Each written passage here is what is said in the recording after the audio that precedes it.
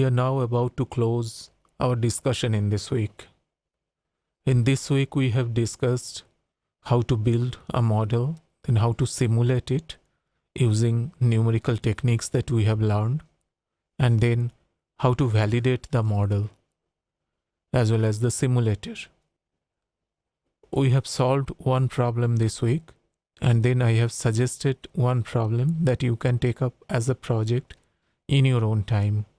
Taking up a project is not a part of the exam of this course. If you are interested, you can take that up and you can learn more from there. Modeling and simulations are essential skills of engineers. When you carry out modeling and simulation, you start from a physical problem, you make a mathematical model of it, then you simulate the model, validate your results, and then you physically interpret your results.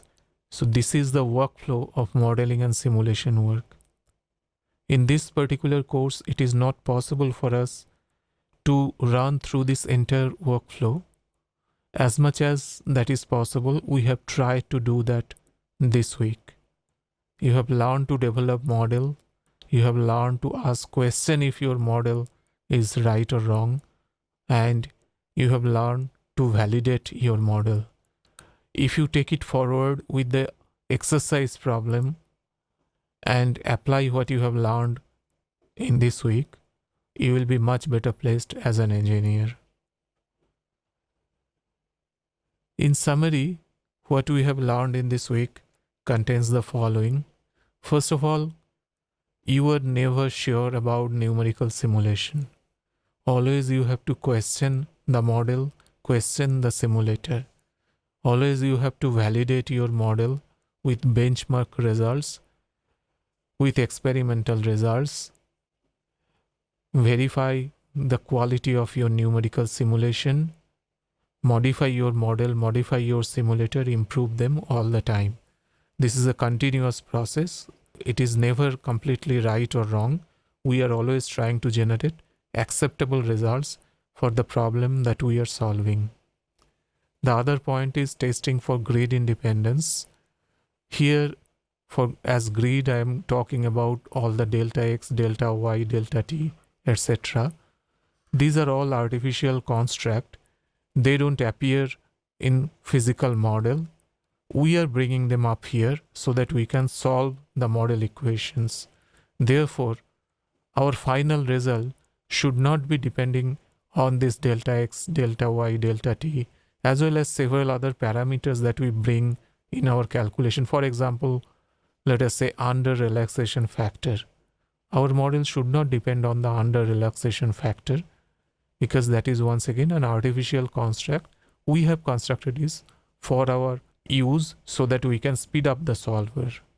The second point that I want to mention here, although I didn't discuss it so much in this week, these unsteady solvers that we are solving in the second part of this week, they may be used for steady calculations as well. And in reality, many of the steady calculations we do, we use actually unsteady solver. All we have to do is that in unsteady solver, this del u del t equals, let us say, del square u in diffusion equation. All we have to do that you have to run your case up to steady state when del u del t will go to 0. At this point, the solution is of del square u equals 0, and this is the steady solution. The solution does not depend on the value of alpha. It also does not depend on the initial condition.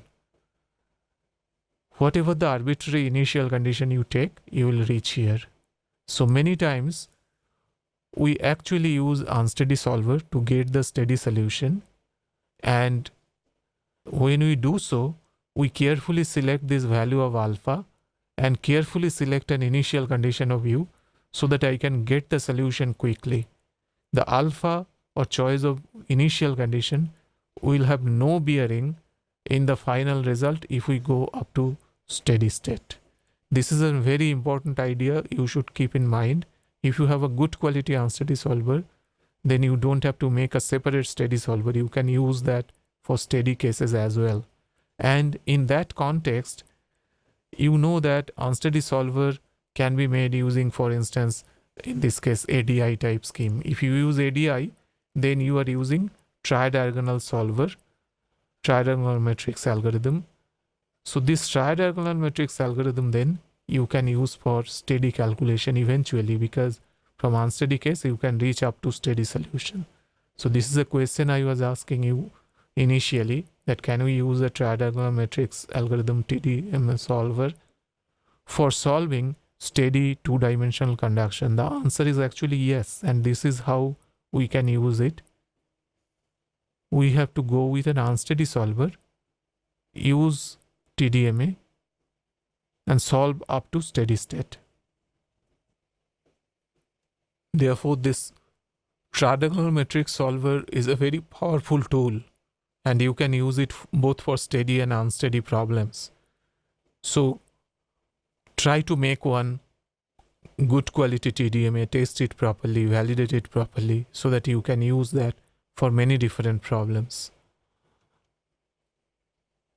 In this week, the assignments as usual will use the calculations, usually simple calculations using the described algorithms. However, I will strongly suggest that you practice programming even though they are not part of the assignments. We have reached a particular level where if you do not do programming, then you won't be learn much from this course.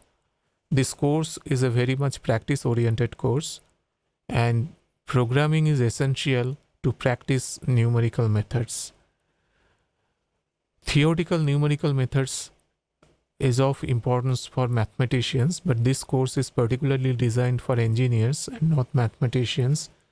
Therefore, if you have not done programming so far, I'll suggest that you should invest in programming by now, so that you can take the maximum out of this course.